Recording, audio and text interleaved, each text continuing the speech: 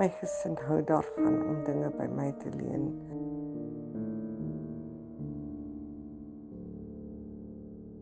Ek sien jongste van 5 meisies in my gesin.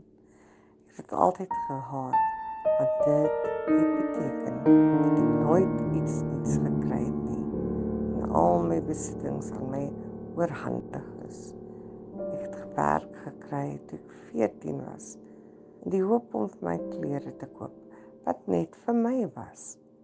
Hierdie plan het teruggeslaan, toe alles wat ek geheimsinnig gekoop het, wekenlang vermis geraak het, voordat dit op 'n magiese manier weer in een van my susters se kamers verskyn het.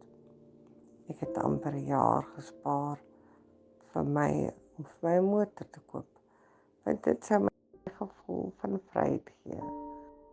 Ongelukkig maak dit nie saak hoe vroeg ek elke oggend opgestaan het nie.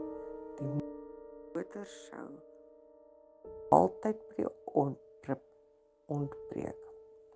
Elke keer as ek 'n boodskap in die gesinsklets gestuur het en mense gevra het om dit terug te gee, sou ek met verhandigheid begroet word en gesê word dat familie-items deel en ophou om so selfsugtig te wees.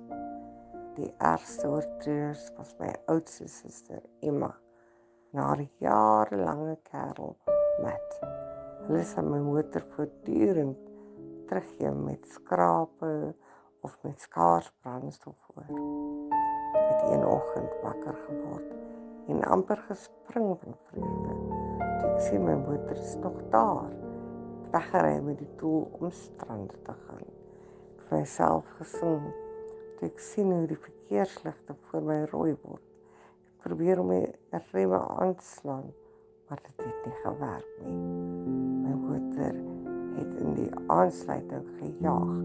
My laaste herinnering was om te kyk hoe 'n vragge motor teen die passasiersdeur voor vasgeslaan het, voordat my kop met die stuurwiel gebots het.